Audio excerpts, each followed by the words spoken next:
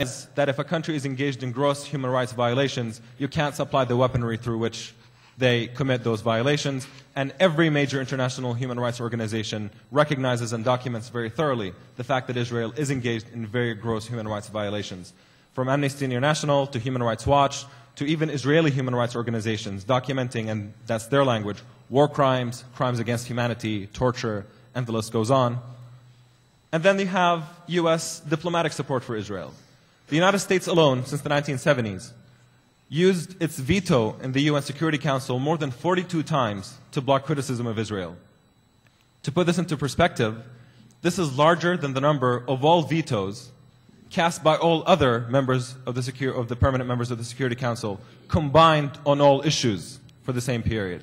So it is kind of an obscene figure to think of that level of diplomatic protection and one-sidedness in approaching the issue diplomatically. And this is all our money and our responsibility as members of a semi-functioning democratic society.